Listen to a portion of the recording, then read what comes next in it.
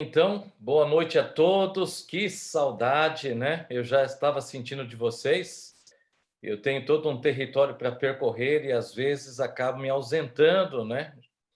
Eu tive que falhar 3 noites, mas é muito bom falar a um grupo tão seleto de homens, mulheres, jovens, juvenis, adolescentes, né? Eu tive a alegria de, nessas 2 últimas semanas, estar na região de Santiago e também Santa Cruz do Sul, e me encontrei assim com alguns missionários e também os nossos alunos que acompanham aqui a classe bíblica online. Seja bem-vindo. Eu tenho orado muito por você, para que Deus continue abençoando muito a sua vida nesse momento. Eu sei que a temperatura vem mudando, não é? Mas quando estudamos a palavra de Deus, somos aquecidos pelo seu santo e divino Espírito, ok? Eu vou compartilhar então a tela, tema de hoje, Jesus e o juízo, não é? Eu não sei se você está com medo do tema de hoje, não é? Mas não há razão, porque a palavra de Deus, ela é muito boa para o nosso aprendizado, ok? Eu vou pedir então mais uma vez encarecidamente para que não risque a tela, para que nós consigamos aí, não é? Para que eu possa transmitir aqui o estudo de hoje, que vai ser muito importante, ok? Você está com a sua Bíblia aí? Espero que você já esteja com a sua Bíblia. Hoje vamos usar muito a nossa Bíblia, tá? Em algum momento eu vou fazer uma pergunta e vou pedir para que você, pelo menos um ou outro, abra o seu áudio e dê aí a resposta, ok? Eu gostaria de ouvir a voz de algum participante no momento das minhas perguntas.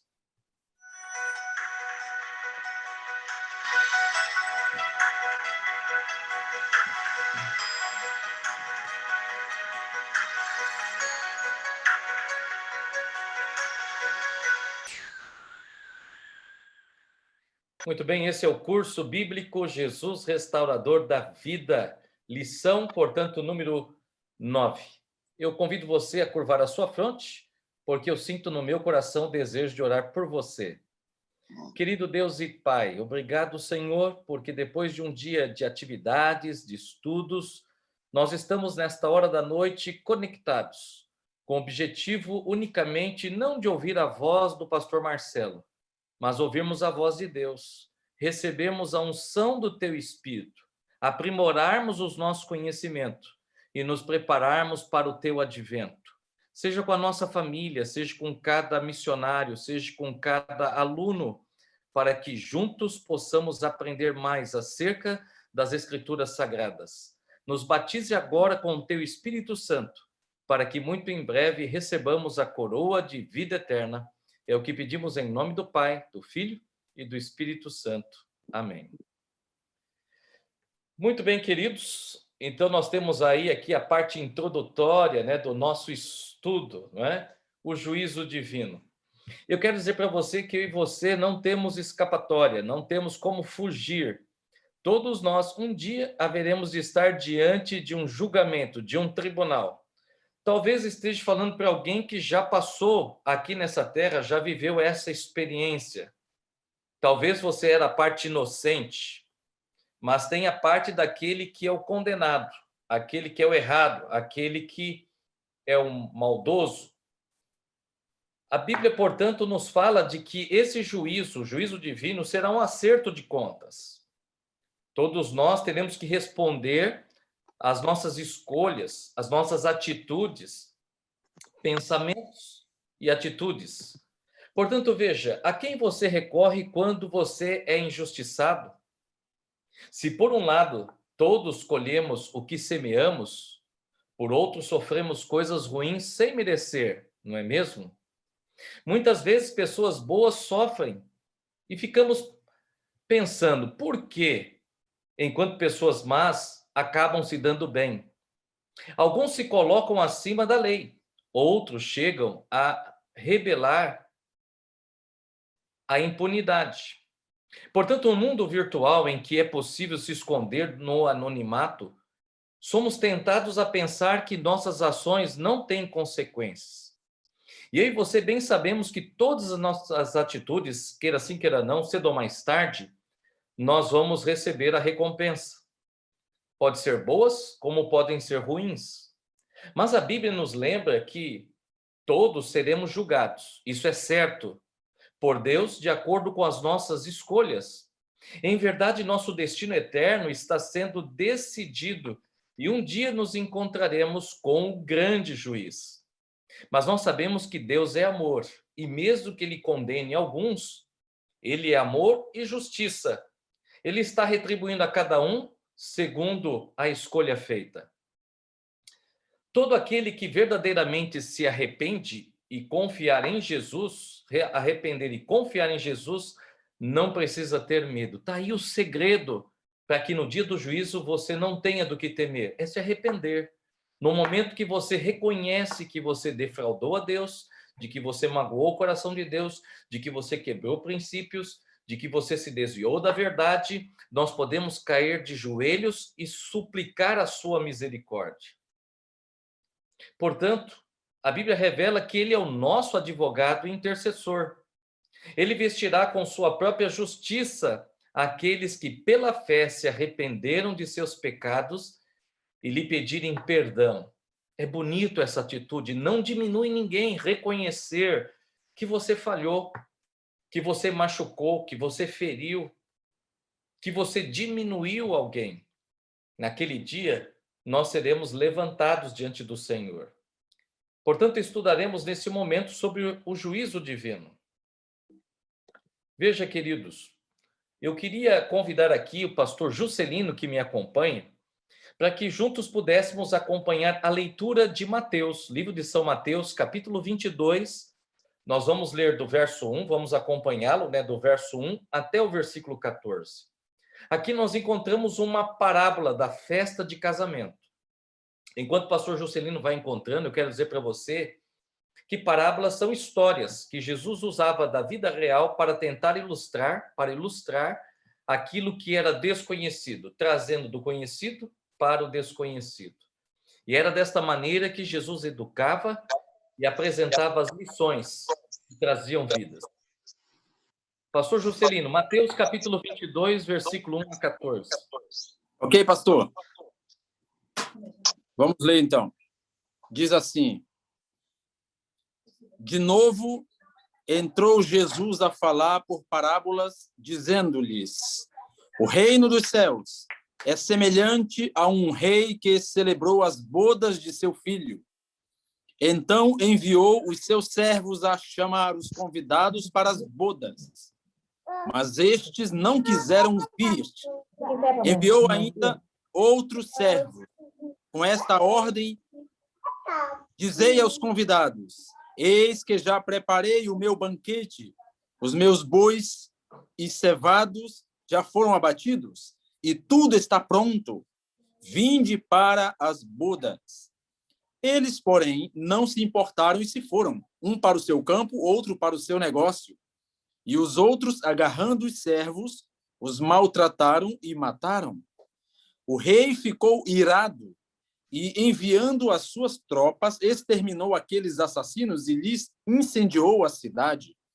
Então disse aos seus servos: está pronta a festa, mas os convidados não eram dignos. Ide, pois, para as encruzilhadas dos caminhos e convidai para as bodas a quantos encontrardes. E saindo aqueles servos pelas estradas, reuniram todos os que encontraram, maus e bons, e a sala do banquete ficou repleta de convidados. Entretanto, porém, o rei, para ver os que estavam à mesa, notou ali um homem que não trazia veste nupcial.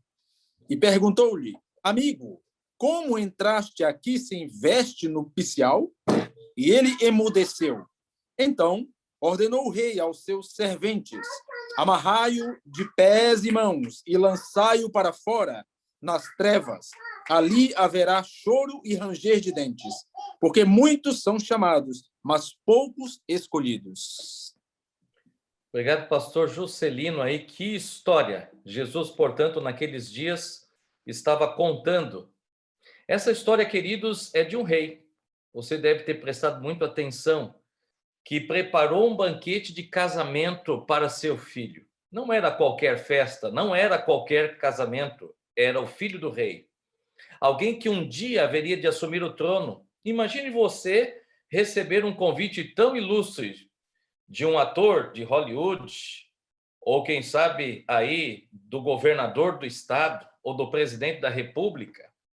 O próprio rei, portanto, forneceu roupas do palácio para os convidados. Era muito comum naquelas épocas para aqueles que chegavam não com a roupa adequada para a festa.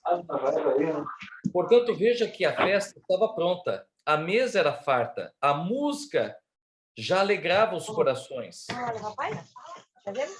Nós temos áudio aberto. Por gentileza, feche, por gentileza, para mim. Aquele dia tinha tudo para ser inesquecível para os convidados contratados, encontrados, melhor dizendo, nas ruas. Eles, mais do que depressa, trocaram suas roupas humildes pelas valiosas vestes reais. Porém, um convidado, ele insistia em permanecer com as suas próprias vestes, não aceitava a veste oferecida a ele. Acabou sendo convidado pelo rei a se retirar. Parece que o rei está sendo duro, não é mesmo? À primeira vista, a reação do rei parece severa demais. Afinal, o que é uma roupa quando o importante são as pessoas? Mas aquele convidado, por qualquer razão, simplesmente optou por não atender ao único pedido do rei, uma belíssima roupa que lhe foi oferecida gratuitamente. Ele tinha a oportunidade de entrar ou não na festa, mas não tinha o direito de estabelecer as próprias regras naquela celebração. O que essa parábola ensina sobre a maneira como Deus julga? Veja, queridos, que o convite é feito pelo rei. Essa parábola retrata o reino de Deus. Era um convite importante, claro, extremamente importante. Deveria ser uma grande honra aos convidados. Era o casamento do futuro rei. Estar presente deveria ser um privilégio que parece ser para poucos. Os convidados, portanto, foram escolhidos, mas alguns rejeitaram. Aceitar o convite, queridos, nessa parábola é reconhecer o Senhor Jesus, o único e verdadeiro Deus. Assim como você aceitou o convite para fazer parte desta classe de estudo da Bíblia, você está aceitando Jesus porque é dele que estamos conversando, ensinando, pregando, estamos aqui falando. Não aceitar o convite, amigo, amiga, é justamente uma atitude de rebeldia. Agora você entende porque aquele homem foi colocado para fora. Essa parábola tem muito a ver justamente com o que há de acontecer. Como eu e você somos instrumento para pregar, para anunciar, para levar as boas novas, as boas notícias. Mas aquele convidado não estava com a veste adequada. Ele foi então identificado e logo retirado. Era comum, portanto, o anfitrião fornecer roupas. Recusar o chamado significava desprezar, portanto, o Senhor. A roupa tinha que ver com questões espirituais e também morais. O convite foi para que todas as pessoas, independente boas e más, o evangelho tem que ser espalhado para pessoas boas ou más, alto e baixo, magro ou um pouquinho mais recheado, não é? Para o padeiro, o encanador, o médico, o enfermeiro, não importa. O convite de Jesus é para toda a gente. É isso que a parábola ensina. O convite é ir a todos os lugares e convidar a todas as pessoas como oportunidade para que todos possam se salvar. Mas a escolha, como daquele rapaz que não quis usar as vestes, ela é pessoal. Esta é uma missão que eu e você temos como crente. Por isso devemos anunciar as boas notícias.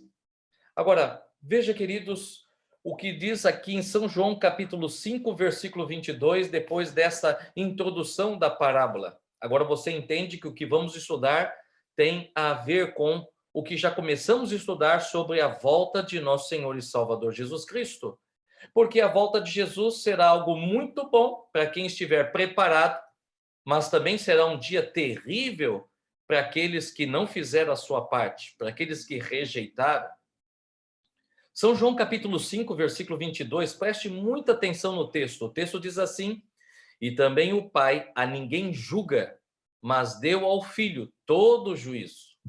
Eu e você sabemos que existe o Deus Pai, Deus Filho e Deus Espírito Santo. Mas a primeira pergunta do nosso estudo é: a quem Deus o Pai confiou o julgamento? E eu gostaria que alguém pudesse abrir o seu áudio e responder por que, de acordo com o texto, o Pai, o nosso Deus, deu ao Filho Jesus esta oportunidade de julgamento. Por que Deus confiou a Jesus essa tarefa? Alguém pode nos ajudar? Você tem uma resposta se seria aos profetas, Jesus, o Filho, ou aos anjos? Bom, então eu Porque respondo. só Jesus era digno. Porque Jesus era digno? Ok, legal, interessante, muito bem, parabéns. Mas, queridos, existe uma resposta ainda mais convincente.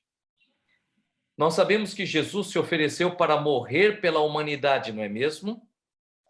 Então, veja, queridos, a quem devemos a nossa vida, já que ele teve que sair do céu, vir a este mundo de pecado, sofrer a nossa condenação, foi condenado à morte, sofreu morte de cruz.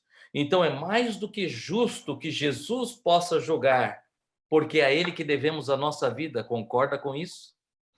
Agora, veja, queridos, um outro texto para ilustrar um pouquinho mais.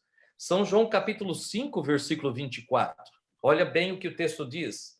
Na verdade vos digo que quem ouve a minha palavra e crê naquele que me enviou tem a vida eterna e não entrará em condenação. Louvado seja Deus. Amém. Você diz amém aí? Amém. Mas passou da morte para a vida.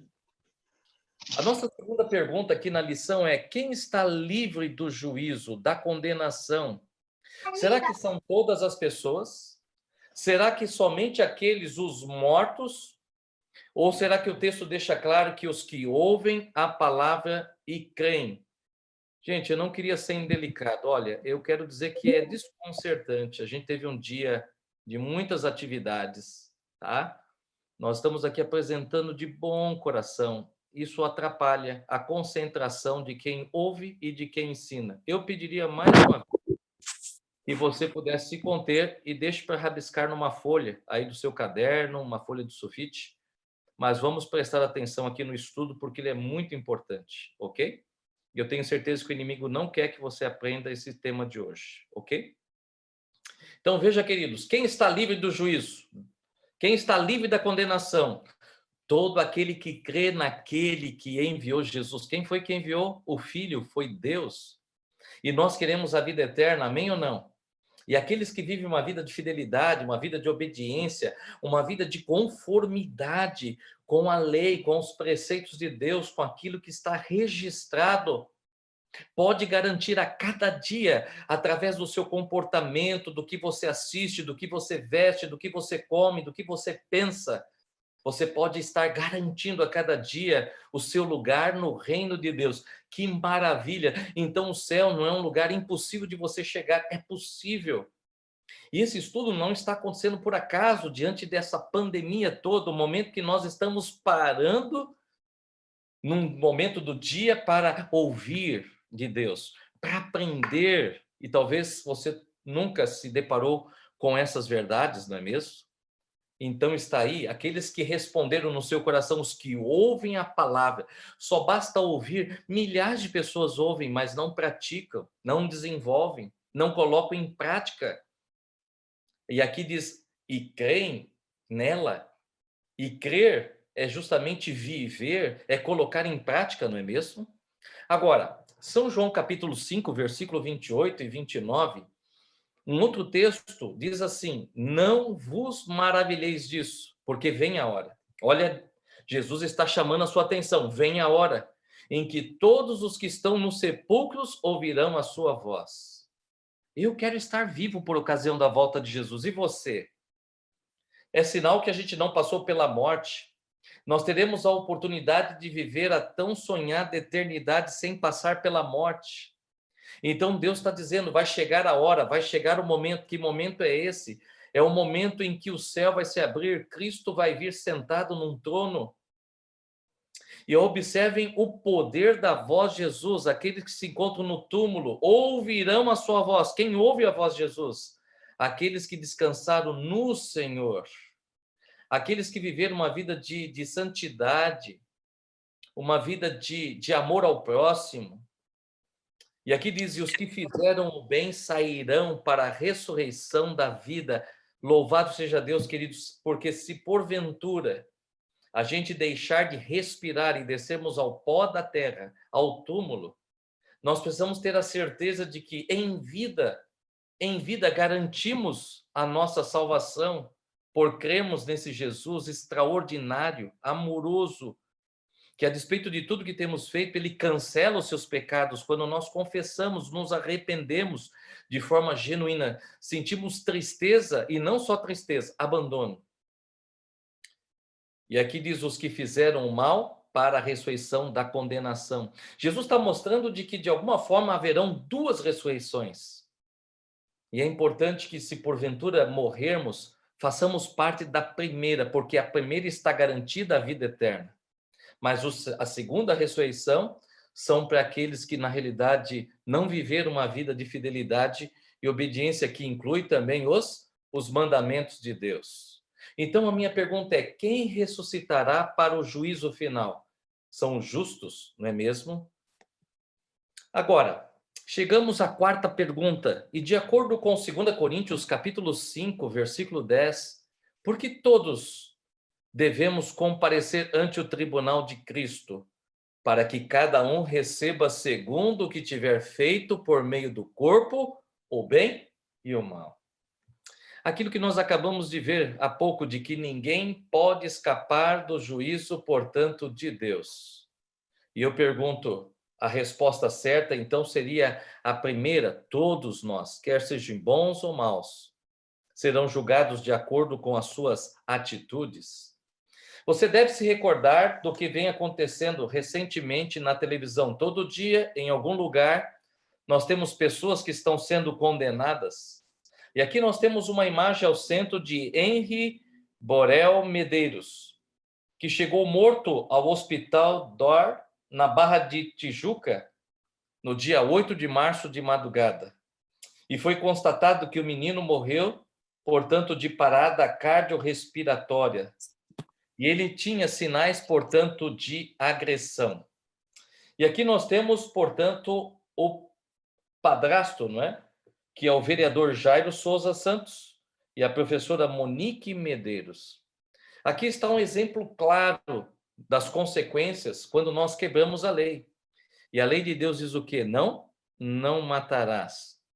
Semelhantemente, queridos, como seres humanos, um dia haveremos de permanecer, ou melhor, haveremos de também participar do julgamento, portanto, de Deus. Deixa eu voltar aqui a tela rapidinho, ok? Muito bem.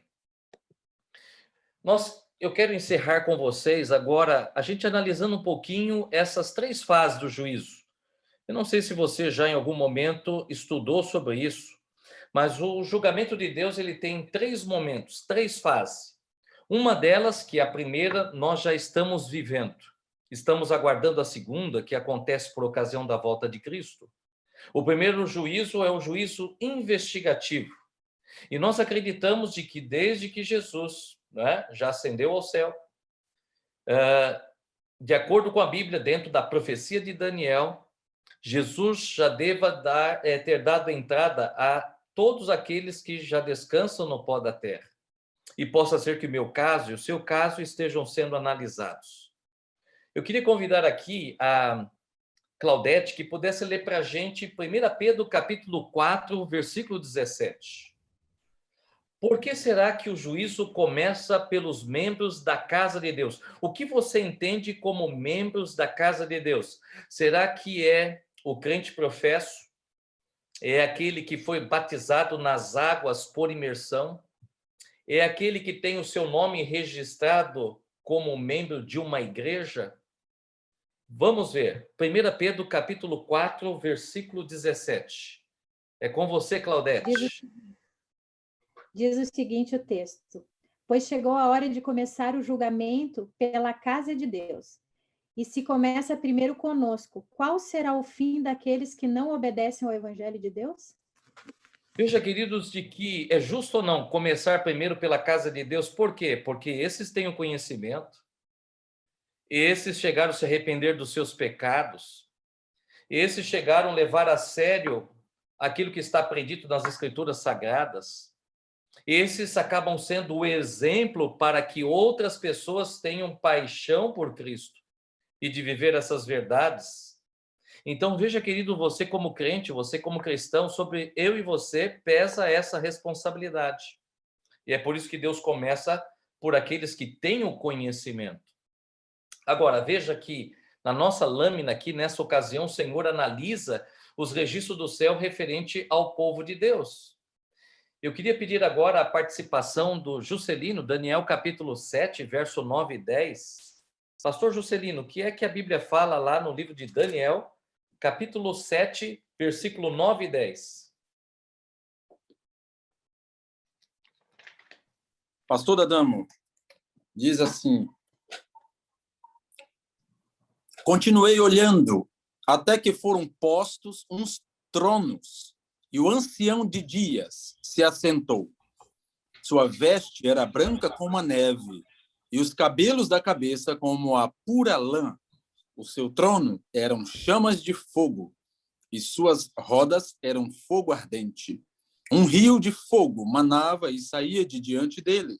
Milhares de milhares o serviam e miríades de miríades estavam diante dele. Assentou-se o tribunal e se abriram os livros. Obrigado, pastor Juscelino. Veja, querido, que aqui está estabelecido o dia do juízo, o julgamento. Aqui, assentado ao trono, está justamente Jesus. Agora nós olhamos, queridos, e a Bíblia menciona que abrirão livros, está no plural. O que é que Deus terá como avaliar? O que ele terá em mãos para avaliar, para indicar o comportamento, as atitudes de cada pessoa para o julgamento? Então, abrem-se os livros. Esses livros, nós cremos, de acordo com a Bíblia, que revelam as nossas atitudes boas, as atitudes de benevolência, as atitudes de solidariedade, as atitudes de amor à esposa, ao marido, aos filhos, ao próximo, ao vizinho, aos amigos. Nós temos também as atitudes maldosas, aquilo que vai contrário aos princípios de Deus. Mas de todos esses livros, o livro que mais nós precisamos nos preocupar, o livro mais importante dos livros que se abrem, é o livro. E esse livro é o livro da vida. Acho que você já ouviu falar do livro da vida. Esse livro estarão registrado o nome de todos aqueles que estão salvos, que no julgamento de Deus, né, durante toda a sua jornada, durante toda a sua vida como ser humano, aonde foi colocado na balança, não é? Então eu espero que naquele dia as nossas atitudes boas pesem mais do que as atitudes más. Isso nos dará realmente a vitória e o recebimento da coroa da vida eterna. Portanto, essa é a primeira fase do juízo, o juízo investigativo. A segunda fase é chamado na Bíblia de juízo comprobatório, ou de comprovação. Porque, para que a gente não tenha dúvida, por que algumas pessoas estarão no céu, outras não estarão no céu, nós teremos acesso a esses livros. Nós vamos entender em algum momento da vida que o nome daquela pessoa que aparece no livro das más ações, né, porque que ela não está no céu, acabou pesando mais. Vamos ver de acordo com Apocalipse capítulo 20, versículo 4 a 6. Eu peço a Claudete mais uma vez que me ajude. Aqui fala, portanto, dos justos, nesse momento do juízo comprobatório, de comprovação, para que o caráter de Deus não seja manchado, para que a gente entenda que Deus é justo, que Deus é misericórdia, que Deus é bondoso, para que não haja dúvida nenhuma, é necessário que os justos que estarão no céu com Cristo após a ressurreição e os vivos possam ter acesso a esses livros. Então veja como Deus é bom até nisso. Apocalipse capítulo 20, versículo 4 até o versículo 6. Diz assim: vi tronos em que se assentaram aqueles a quem havia sido dada a autoridade de julgar. Vi as almas dos que foram decapitados por causa do testemunho de Jesus e da palavra de Deus. Eles não tinham adorado a besta e nem a sua imagem, não tinham recebido a sua marca na testa e nem nas mãos. Eles ressuscitaram e reinaram com Cristo durante 1000 anos. O restante dos mortos não voltou a viver, até se completarem os mil anos. Esta é a primeira ressurreição. Felizes e santos os que participam da primeira ressurreição. A segunda é da morte, e não tem poder sobre eles. Serão sacerdotes de Deus e de Cristo e reinarão com ele durante 1000 anos. Não sei se você prestou atenção, obrigado, Claudete. Aqui está falando sobre o período que vai acontecer por ocasião da volta de Jesus. Será o período em que inicia os 1000 anos. E os justos estarão no céu com Cristo nesses 1000 anos. Eles julgam e reinam com Cristo por esse período. Aqui o texto lido mostra de que nós teremos autoridade concedida por Deus para julgar.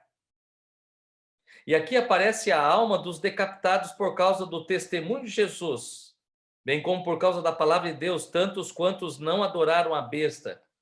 Porque nós sabemos, querido, que nos últimos dias, como vimos agora em nossos dias, decretos e mais decretos, estudos mais à frente, nós vamos estudar com mais profundidade, haverão decretos que vão, de alguma forma, tentar interferir no seu compromisso com Deus. E muitos, por medo da morte, acabarão deixando de servir a Deus, de guardar os seus verdadeiros preceitos, guardar a sua verdadeira lei e cederão. Esses colocarão em risco a sua alma, a sua salvação. Felizes são aqueles que, mesmo com decretos que vão surgir para que você desista do caminho da Bíblia, da palavra de Jesus, vão permanecer fiéis, mesmo que isto custe a vida. Porque está garantido em Cristo que haverá um período de quantos anos para esse povo? 1000 anos. 1000 anos. Será um tempo suficiente para que eu e você possamos revisar com Cristo todas as atitudes de cada morador que se perdeu, morador desta terra. Por isso os crentes, diz o verso 5, dos mortos, não reviveram até que se completasse os 1000 anos, ou seja, aqueles por ocasião da volta de Cristo que estiverem no túmulo permanecerão, os que estiverem vivos não suportarão e cairão mortos sobre a terra. E aí, após sim os 1000 anos, dá a entender na leitura do texto que a Claudete acabou de apresentar, é que aí então se dará a ressurreição dos ímpios. Por isso, feliz aquele que tem parte na primeira ressurreição, porque essa ressurreição é dos santos, é dos justos. Agora, nós temos uma segunda coisa aqui no nosso estudo, que são os ímpios. Lucas capítulo 17, versículo 26 até o versículo 30. Pastor Juscelino, me ajuda aí. Lucas capítulo 17, versículo 26 até o versículo 30. Ok, pastor, diz assim, 26 a 30, né, do capítulo 17. Ok. Diz assim: assim como foi nos dias de Noé, será também nos dias do Filho do Homem. Comiam, bebiam, casavam e davam-se em casamento, até o dia em que Noé entrou na arca e veio o dilúvio e destruiu a todos. O mesmo acontece nos dias de Ló. Comiam, bebiam, compravam, vendiam, plantavam e edificavam. Mas no dia em que Ló saiu de Sodoma, choveu do céu fogo e enxofre e destruiu a todos. Assim será no dia em que o Filho do Homem se manifestar. Obrigado, pastor Juscelino. Você percebeu que o Filho do Homem está em letra maiúscula? Está mostrando que no dia do julgamento de Deus, semelhante aos dias de Noé, semelhantes aos dias de Ló, o que vai acontecer com a humanidade não é que Deus é tirano, vingativo, arbitrário, parece que ele não é amor, não. Quanto tempo de oportunidade foi concedido a homens e mulheres, jovens e crianças? Veja como estará o estado da terra. Não será muito diferente do que aconteceu naqueles dias de Noé e de Ló. Bebiam, se casavam, festejavam, né? Festejavam, melhor dizendo. As pessoas estavam tão preocupadas com os prazeres terrenos, com o momento de enriquecer, de ter mais posse, de ter mais casas, carros, né? Não digo que seja pecado, mas essas pessoas não pararam para viver uma vida de fidelidade, uma vida de obediência, uma vida de serviço ao próximo, não. Eles também tiveram oportunidade, mas aceitaram o decreto para guardar um dia espúrio, e por isso esses são desclassificados pelas suas atitudes. A Bíblia fala de avarentos, arrogantes, blasfemos, jactanciosos, amantes dos prazeres do que amantes de Deus. Essas categorias, essas classificações aqui demonstram quem são aqueles que vão fazer parte, não é, desse grupo de ímpios. A Bíblia diz que estarão mortos, conforme Jeremias, capítulo 25, versículo 33. Claudete, Jeremias, capítulo 25, versículo 33. O que diz lá em Jeremias? Jeremias 5, pastor? Capítulo 4, não é? Ou melhor, capítulo 25, versículo 33. Veja como é importante estudarmos a palavra de Deus. Como os textos que nós estamos indo para lá, para cá, não é? Novo, Velho Testamento, eles se casam, eles se harmonizam. É assim que a Bíblia ela não se contradiz. E isso ajuda a nos esclarecer sobre o tema do juízo. Jeremias 25, 33 diz o seguinte: Naquele dia, os mortos pelo Senhor estarão em todo lugar, de um lado ao outro da terra. Ninguém pranteará por eles, e não serão recolhidos e sepultados, mas servirão de esterco sobre o sol. Você prestou atenção nesse texto? Que terrível! Não haverá quem sepulte os mortos, eles estarão espalhados. Agora imagine quantos se perderão, quantos mortos por ocasião da volta de Cristo estarão espalhados, aquele corpo entrando em decomposição, não terá quem poder velar essa pessoa ou sepultá-lo. A Bíblia diz que serão esterco, outras versões dizem que serão perfumes de Satanás. Eu não quero ser perfume do diabo e não quero ser esterco da terra. Esse é o preço justo que Deus dará àqueles que brincaram de ser cristão, aqueles que brincaram com a palavra de Deus, aqueles que quebraram a sua lei, aqueles que não viveram o verdadeiro cristianismo. Será algo doloroso, terrível. Por isso, queridos, hoje nós estamos muito mais perto da volta de Jesus. Nós não nos sentimos preparados. Esse estudo foi criado, estabelecido com essa função, com esse desejo de podermos conhecer mais a Deus, podemos colocar mais a nossa vida em conformidade com os seus princípios. Veja o outro texto, como estará a terra? Olha o caos. A gente já viu muita coisa que já aconteceu no universo, não é mesmo? Agora veja o que a Bíblia menciona sobre o estado da terra por ocasião da volta de Cristo. Jeremias capítulo 4, versículo 23 a 27. Eu peço agora, então, ao Juscelino. Jeremias capítulo 4, versículo 23 a 27. Se você estiver lendo a sua Bíblia, é bem interessante você ter esses textos anotados aí, ok? Diz assim: Olhei para a terra, e ei-la sem forma e vazia, para os céus, e não tinham luz. Olhei para os montes, e eis que tremiam, e todos os outeiros estremeciam. Olhei, e eis que não havia homem nenhum, e todas as aves dos céus haviam fugido. Olhei ainda, e eis que a terra fértil era um deserto, e todas as suas cidades estavam derribadas diante do Senhor, diante do furor da sua ira. Obrigado, pastor. Veja, queridos, que a terra voltará a ter um estado, não é?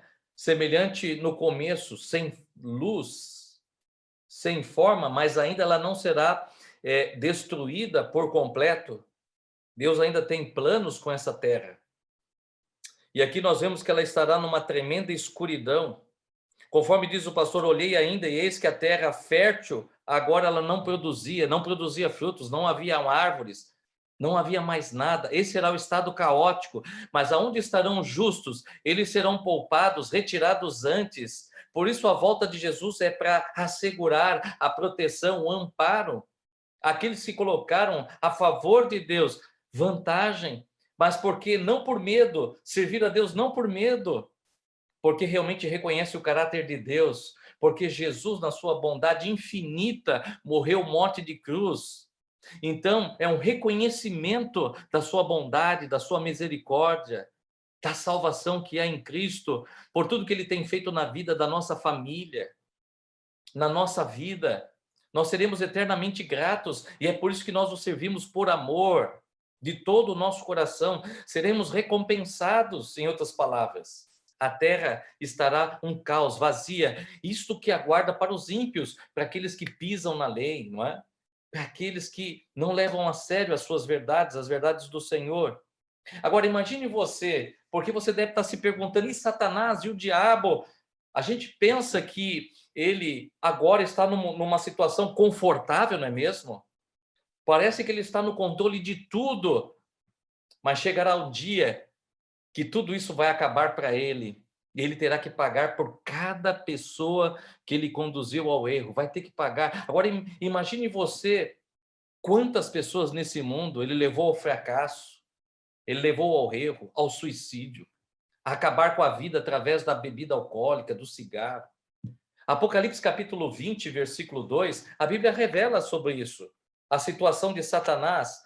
E eu peço agora a Claudete que leia para a gente Apocalipse, nós vamos dar uma acelerada aqui, Apocalipse 20, versículo 2.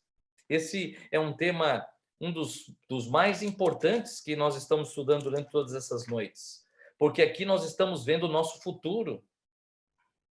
Eu não sei como está o seu coração nessa noite, diante destas importantes verdades.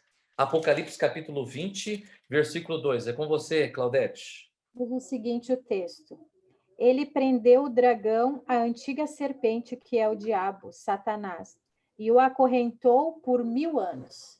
Veja, queridos, que o diabo é tão terrível, é tão astuto, que a Bíblia apresenta aqui vários adjetivos, não é? Várias categorias, não é, para ele. Ele é chamado de dragão, alguns nomes, melhor dizendo, ele é chamado de dragão, antiga serpente, que é diabo, Satanás, sedutor do mundo, e a Bíblia diz que ele será preso. Imagine vocês, para aquele que sempre tentou, aquele que sempre bagunçou a vida de tanta gente, aquele que sempre divertiu com seus fracassos, seus erros, com as suas quedas, agora não tem uma alma viva, porque justos no céu, ímpios estarão jogados pela terra como estrumes. E agora Satanás não tem a quem tentar. Esse será o maior martírio para o diabo. Aqui será a maior disciplina que Deus vai dar para ele. E ele merece isso ou não? Merece. Esse vai ser o castigo, mas é interessante que terá duração de apenas 1000 anos. Portanto, chegamos à terceira fase do juízo e eu preciso concluir. Nós vimos, então, nos textos que vimos ali agora há pouco sobre o juízo de comprovação. Eu e você, nós teremos acesso aos registros do céu e entenderemos por que alguns estarão no céu e outros não estarão no céu. E a sentença que Satanás vai receber por ter levado tantas pessoas ao erro e ao pecado. Mas agora nós temos o terceiro juízo, chamado de executivo, o juízo final, cabal. E aqui nós vemos o tribunal de Deus. Apocalipse capítulo 20, versículo 11 e 12, eu leio aqui. Vi um grande trono branco e aquele que nele se assenta, de cuja presença fugiram, e a terra e o céu não se achou lugar para eles. Vi os mortos, os grandes, os pequenos, postos em pé diante do trono. Ricos, pobres, não é? Altos e baixos, governantes, todos estão diante do Senhor para ser julgados. Aqueles que fizeram bem, queridos, não terão razão para ter medo nesse momento. Então se abriram os livros, olha aí, de novo, outro texto que fala sobre a abertura dos livros para o julgamento. E os mortos foram julgados segundo as suas obras, conforme o que achava escrito nos livros, de acordo com suas escolhas, em outras palavras. E aí, ao término do juízo que ocorre durante o milênio, acontecem os seguintes eventos. Em Apocalipse 21, verso 2, nós já temos o desfecho final, que é a chegada da nova terra. Aqui diz: vi novo céu e nova terra, pois o primeiro céu e a primeira terra passaram, o mar já não existe. Já não existe rio, nem mares. Por quê? Porque tudo isso traz lembrança daquilo que é negativo. Quantas pessoas morreram de tsunami? Aí está uma das razões por que não haverá mais mares. Deus não quer que tenhamos lembrança daquilo que é negativo. Mas o novo céu, uma nova terra, é a nossa cidade, a nossa pátria, é o lugar que Deus está construindo com muito carinho, cada detalhe. Assim como ele fez o mundo, falou e tudo apareceu. Deus é excelente arquiteto. Ele minuciosamente, ele cuida de cada cada detalhe desse lugar extraordinário onde viveremos. Vale a pena sair desse mundo de pecado para vivermos nesse lugar sossegado, onde não há trancas nas portas, não há caco de vidro nos muros, onde não há cerca elétrica, não há prefeituras, não há delegacia de polícia, não há hospitais, porque tudo é perfeito, tudo é justo, tudo é santo. Aqui a segunda coisa diz que os ímpios mortos ressuscitam. Aí vem a pergunta, pastor, por que já não estão mortos? É porque eles morreram, ainda na dúvida, aquele realmente era o Messias? Era o ungido de Deus? Era o Filho de Deus? E Jesus agora vem para revelar a oportunidade que eles perderam de salvação. Não foi culpa de Deus, mas foi uma escolha própria. Assim como você está escolhendo, nós começamos com muitos nessa essa classe bíblica online, e hoje nós estamos com um número um pouquinho mais reduzido. Não é fácil levar avante e permanecer fiel à palavra de Deus, porque durante os nossos dias, a nossa semana, o inimigo vai colocando coisas para que a gente não tenha um tempo para Deus, mas eu creio que nessa noite o seu coração está sendo impactado, de que você está sendo alimentado, sua fé está sendo robustecida, e você está convicto que você vai estar com um grupo de eleitos. E o versículo 5 diz assim, vamos lá, no verso 5 do capítulo 20, e os restantes dos mortos não reviveram até que se completasse os 1000 anos. Agora você entende porque eles ressuscitam, para ver o que eles perderam, os santos lá dentro da cidade, essa cidade de Deus que ele construiu e vai descer. Você já deve ter ouvido algumas denominações que ensinam de que nós vamos direto lá para o céu, e essa cidade nunca vai descer, não. A Bíblia em Apocalipse diz que ela vai descer. É por isso que a terra não será destruída por completa, porque Deus deseja restaurar essa terra, para que possamos habitá-la, mas ela será frutífera, será perfeita, não haverá mais maldade, não haverá mais seres humanos que agridam os outros, animais que se agridam entre eles, frutas não vão apodrecer mais no pé, nada disso, porque tudo isso é passado. O verso 7 do capítulo 20, Satanás, olha só o que a Bíblia diz, quando porém se completarem os 1000 anos, Satanás será solto da sua prisão. Por quê? Porque ele ainda acha, até na última instância, que terá o domínio novamente e vai governar e vai destruir, porque o número dos que ressuscitaram dos maus, no final, portanto, do milênio, é muito maior do que dos que estão dentro da cidade. Mas a Bíblia diz nos versos seguintes, queridos, olha que tragédia para o diabo, que catástrofe. E o verso 9 e 10 assim, marcharam, olha a ousadia, nem assim os maus vão se arrepender, a maldade ainda estará no coração quando eles ressuscitarem. Marcharam então pela superfície da terra, sitiaram o acampamento do santo, ou seja, cercaram a cidade querida, e aí desceu fogo, um fogo que consome, um fogo que aniquila, um fogo que extermina, extirpa para sempre o pecado, o mal e até o Satanás, o diabo. Veja o verso 10, diz que o diabo, o sedutor deles, foi lançado para dentro do lago de fogo e enxofre, onde já se encontram não só a besta, como também o falso profeta, e serão atormentados de dia e de noite pelo século dos séculos. Você entendeu aí que Satanás vai pagar por cada pessoa, por cada vez que ele induziu você ao erro? Porque Deus não tem prazer no sofrimento, e é por isso que as pessoas não vão ficar queimando, como muitos têm essa ideia, vão ficar queimando, queimando, queimando. Não, imagine você lá dentro da cidade, olhando um parente, um vizinho, um amigo seu, e ele ali queimando séculos e séculos, queimando, queimando. Não, Deus não gosta disso, Deus não aprecia isso. Então, o que é o fogo eterno? O fogo eterno é como você colocar o fogo numa ponta de uma folha e ela queimar e nunca mais ela vai voltar a ser uma folha novamente. Mas Satanás não. E nós vamos aplaudir. Infelizmente, nós vamos ter que vibrar, porque ele está pagando por cada momento que ele fez sofrer um filho querido de Deus. Eu pergunto para você nessa noite, será que vale a pena estar dentro da cidade de Deus? Portanto, você acabou de ver as 3 fases do juízo. O juízo investigativo. Jesus já inicia o acerto de contas, não é? Com aqueles que fizeram mal, por ocasião da sua volta, os ímpios permanecerão na terra mortos como esterco de Satanás.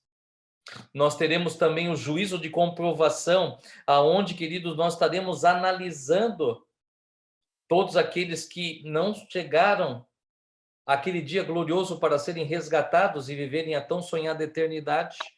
E nós teremos o juízo executivo, que é a destruição do mal, aonde ele será exterminado para sempre. Eu pergunto para você nessa noite, você confia em Jesus? Eu sei que talvez esteja pregando para alguém que está com muito medo. Medo do Covid, medo de morrer sem esperança, medo de morrer sem fé, medo de morrer sem entregar a sua vida a Jesus. Por que não fazê-lo hoje? Se Deus é amor, misericórdia, bondade, Deus é tão bom, queridos, que Ele não quer que ninguém se perca.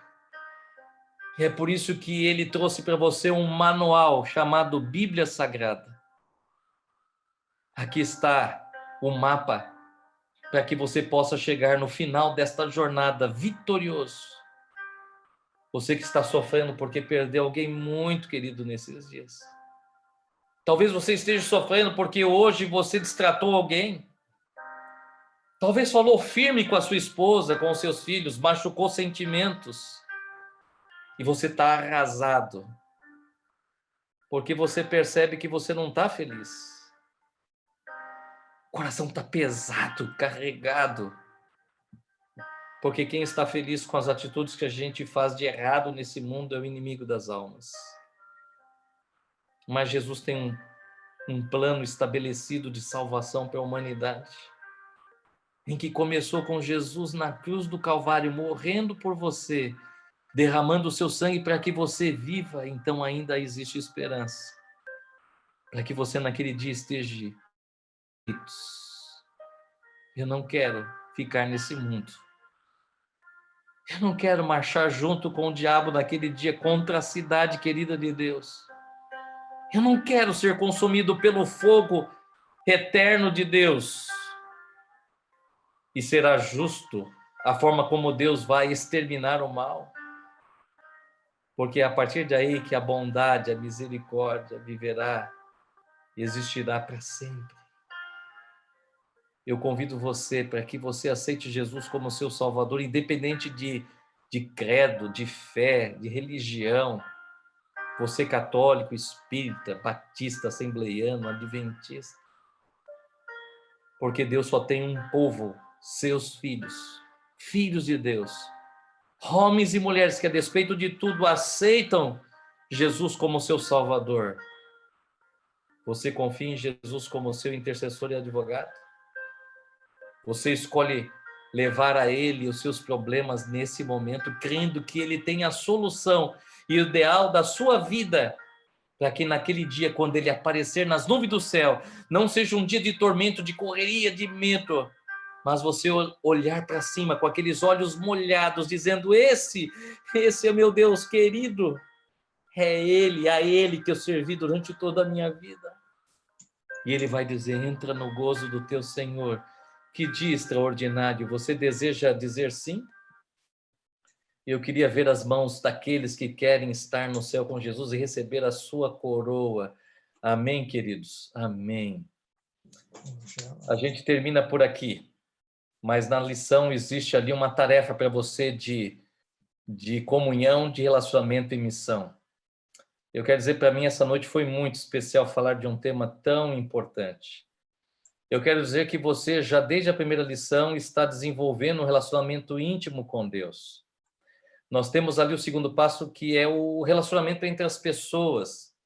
E você tem amigos que você está compartilhando. Com certeza você está compartilhando com essas pessoas. E o último, que é a missão. Continue convidando mais pessoas para participarem. Continue enviando até esses links que nós estamos mandando para você. Quanto mais pessoas esse material chegar, mais pessoas estarão enfileiradas naquele dia e Jesus chamando para que adentre a nova terra. E eu gostaria de orar com você nesse momento, diante dessa decisão linda, para que você se conserve nessa fé, Posso orar por você? Curve a sua fronte. Querido Deus, eterno Pai, obrigado, ó Pai, porque estamos entrando em assuntos bem delicados daqui para frente. A hora do juízo é certa, é o acerto de contas, porque nós devemos a nossa vida para Ti. Um dia o pecado adentrou esse mundo, deformou todas as coisas, criou inimizade entre a humanidade e Deus. E o Senhor vive a cada dia de nossa existência buscando essa aproximação, essa reconciliação. E muitos sempre tiveram dúvida, como será o desfecho final? Será que o mundo será exterminado por uma explosão cósmica? A gente percebe nas Sagradas Escrituras e ali em Apocalipse, onde estudamos no capítulo 20, que não é bem assim. Nós sabemos, ó Pai, que o Senhor voltará a essa terra. Existem coisas que vão acontecer ali, justos que serão levados, ímpios que serão destruídos, Satanás será preso, ressurreição depois dos ímpios, Satanás será solto da sua prisão, e aí, então, a maldade será exterminada e os justos viverão eternamente.